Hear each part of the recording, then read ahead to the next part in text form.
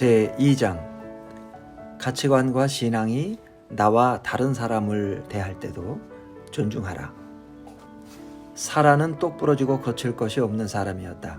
뭔가 기분이 나쁘거나 부당하거나 어리석다고 생각되면 일말의 망설임도 없이 대놓고 말했다. 그녀는 누구에게도 마음에 없는 소리를 하지 못했다. 우리 교회에 출석한 지 몇 달이 지나자 사라는 내 목양실로 찾아와 자신의 인생 철학을 설명했다. 사라는 다른 사람들이 배짱이 없다고 생각했다. 많은 사람이 진실을 말하지 못하고 싫은 것을 싫다고 말할 용기가 없는 겁쟁이라고 했다. 사라는 타인의 생각에 지나치게 신경을 쓰는 다른 사람들과는 달리 자신은 남들이 뭐라고 생각하건 상관하지 않는다고 자랑스럽게 말했다. 그래서 그녀는 비판하거나 거절하는 일에도 서슴없었다. 사람들이 쓴소리를 듣기 싫어하는 것은 그녀가 아닌 그들의 문제였다. 사라가 딱 잘라 거절할 때 사람들이 기분 나빠하는 것도 그 사람들의 문제였다. 계속해서 사라는 부당한 일터 환경과 우둔한 상사들, 신이 없는 옛 친구들, 어리석은 전 남편에 관해 한참을 비난했다. 그런데 어느 순간 그녀가 갑자기 입을 다물었다. 그리고 아무 말도 없이 한참 동안 바닥을 응시했다. 이윽고 몸을 부르르 떨더니 이내 바닥에 주저앉아 마구 눈물을 쏟아냈다. 나는 어안이 벙벙한 채로 앉아 있었다. 전혀 예상하지 못한 행동이었다. 피도 눈물도 없을 것만 같은 사람에게서 닭똥 같은 눈물이라니. 사라는 엉엉 울면서 하나님이 왜 이렇게 자신을 힘들게 하시는지 모르겠다고 말했다. 그녀는 왜 직장 동료들이 자신을 멀리하고 친구들이 등을 돌리는지 알 수가 없었다. 외로움이 뼛속까지 파고든다고 말했다. 나는 도무지 진실을 말할 용기가 없었다. 사라의 행동은 하나같이 사람들을 밀어내는 행동이었다. 사라는 진실을 말해야 하나님이 기뻐하신다고 믿었다. 싫으면 싫다고 말하는 것은 자신을 보호하는 일이라고. 높은 사람에게 애교를 떨지 않는 것이 강함의 증거라고 생각했다. 사라의 문제는 존중을 일방통행길로 본 것이다. 자기는 다른 사람들에게 존중을 요구하면서 남들을 존중하는 데는 인색했다. 그녀에게 존중을 받으려면 웬만한 노력으로는 어림도 없었다. 사라의 인생 철학과 그녀가 다른 사람들과 관계를 맺는 방법은 성경적인 겸손과는 거리가 먼 것이었다. 성경적인 겸손은 다른 사람들을 존중한다. 그리고 그 존중은 신사의 형식적인 예의가 아니라 모든 사람이 하나님의 형상을 품고 있다는 자각에서 우러나오는 진심 어린 존중이다. 성경적인 겸손은 형제조차 못 알아볼 정도로 훼손된 하나님의 형상도 알아보는 힘이 있다. 바로 이것이 다니엘과 세 친구가 만나는 모든 사람에게 보여주었던 존중이다. 그들은 무례와 담을 쌓은 사람들이었다. 그들은 간수에서 사악한 왕들까지 모든 사람을 진실하고 겸손한 존중의 마음으로 대했다. 부정한 음식을 거절할 때나 우상에게 절하기를 단호히 거부할 때나 결코 존중하는 마음을 잃지 않았다. 다니엘과 세 친구의 태도와 말과 행동은 요즘 세상에서 흔히 볼 수 있는 분노의 모습과는 완전히 달랐다. 특히 가치와 신앙이 상반된 사람들을 대하는 우리의 태도는 얼마나 적대적인가.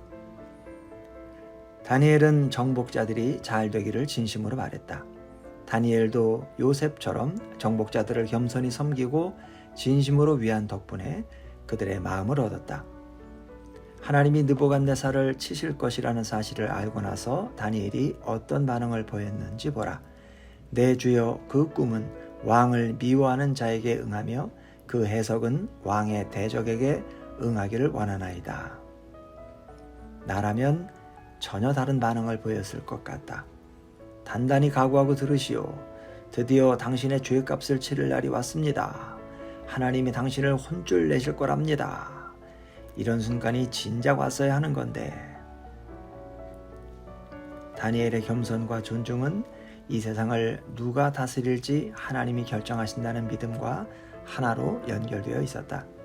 다니엘에게 하나님의 주권은 단순한 신학 이론이 아니라 현실 그 자체였다. 다니엘에게 느부갓네살은 하나님이 주권적인 목적을 이루기 위해 잠시 사용하시는 종에 불과했다. 이 경우 하나님의 목적은 이스라엘 백성의 죄를 징계하고 심판하시는 것이었다.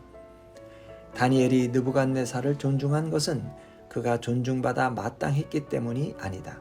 하나님이 그것을 명령하셨기 때문이었다. 요즘에는 눈을 씻고 찾아봐도 그리스도인들에게서 다니엘 같은 태도와 행동을 볼 수가 없다. 참으로 안타까운 노릇이다. 많은 사람이 요즘에는 다니엘이나 요셉 같은 태도가 통하지 않는다고 말한다.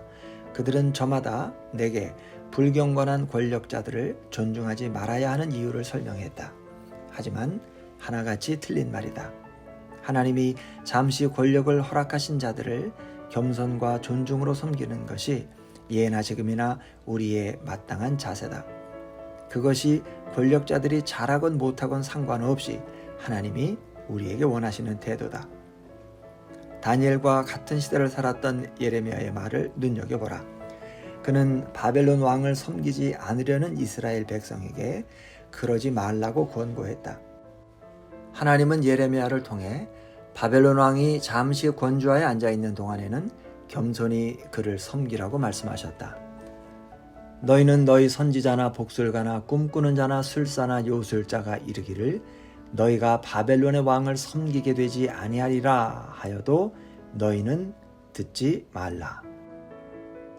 사도 베드로도 로마 정부 아래서 폭군 네로에게 핍박받는 사람들에게 매우 비슷한 조언을 했다. 인간의 모든 제도를 주를 위하여 순종하되 혹은 위에 있는 왕이나 혹은 그가 악행하는 자를 징벌하고 선행하는 자를 포상하기 위하여 보낸 총독에게 하라. 곧 선행으로 어리석은 사람들의 무식한 말을 막으시는 것이라. 너희는 자유가 있으나 그 자유로 악을 가리는 데 쓰지 말고 오직 하나님의 종과 같이 하라. 무사람을 공경하며 형제를 사랑하며 하나님을 두려워하며 왕을 존대하라. 이번에는 사도 바울의 말을 들어보자. 각 사람은 위에 있는 권세들에게 복종하라. 권세는 하나님으로부터 나지 않음이 없나니 모든 권세는 다 하나님께서 정하신 바라. 더없이 분명한 명령들이지 않는가? 오해할 소지도 없다. 이것이 내가 기독교 라디오 방송과 교회 복도에서 사람들의 대화를 들었을 때나 교인들의 SNS 글을 읽을 때마다 고개를 갸웃거릴 수밖에 없는 이유다. 다니엘처럼 믿지 않는 지도자들을 존중하는 모습은 찾아볼 수 없고 하나같이 조롱과 경멸, 심지어 미움으로 가득 차 있다. 우리가 계속해서 영향력을 잃어가는 것도 무리는 아니다. 담을 허물어도 모자랄 판에 있는 담을 더 높이 쌓고 있으니 말이다. 믿지 않는 리더들을 존중으로 대하지 않으면 그들의 의사결정과 행동에 영향을 미칠 수 없다. 자신을 깔보고 경멸하는 사람의 말에 누가 귀를 기울이겠는가? 상대방이 나를 좋아하거나 존중하지 않는다고 느끼면 마음의 문을 닫고 나아가 공격까지 하는 것이 인간의 자연스러운 반응이다. 실제로 세상이 우리 그리스도인들에게 그런 식으로 반응하고 있다. 물론 우리가 믿지 않는 리더들을 존중으로 대한다고 해서 그 겸손의 보상이 항상 곧바로 따라오는 것은 아님을 알아야 한다. 아니, 곧바로가 아니라 빨리 찾아오는 경우도 그리 많지 않다. 다니엘은 납치와 거세, 강제적인 교육, 악한 이름으로의 계명을 당하고 사악한 왕을 억지로 섬기면서도 꿋꿋이 옳은 일을 행했다. 다니엘은 상황이 어떻게 흘러갈지 전혀 모르는 상태에서도 변함없이 겸손하게 타인을 존중하며 살았다. 우리가 타임머신을 타고 과거로 돌아가 다니엘에게 그의 풍요로운 말년을 이야기해 주어도 필시 그는 믿지 않을 것이다. 다니엘이 바벨론의 정복자들을 겸손히 섬긴 것은 당장 보상이 찾아올 줄 알았기 때문이 아니다. 단지 그것이 옳은 일이었기 때문이다. 요셉도 마찬가지다. 그는 옳은 일을 할수록 오히려 일이 꼬이는 것 같은 상황에서도 꿋꿋이 겸손하게 존중과 섬김의 길을 걸었다. 감옥에서 썩고 있을 때만 해도 요셉은 자신이 애굽 전체의 2인자 자리에 오를 줄은 꿈에도 생각하지 못했을 것이다. 요셉은 나중에 모든 상황이 정리되고 나서야 다른 사람들이 악하게 꾸민 일을 선하게 이끄신 하나님의 손길을 돌아볼 수 있었다. 그 전까지는 최악의 비극이 최고의 축복으로 변할 줄 전혀 알 수 없었다. 오늘날 우리도 마찬가지다. 겸손한 존중과 섬김의 길은 당장 보상으로 이어지는 경우가 거의 없다.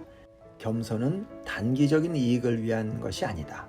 겸손은 지금 우리에게 손해가 되더라도 행해야 하는 하나님의 명령이다.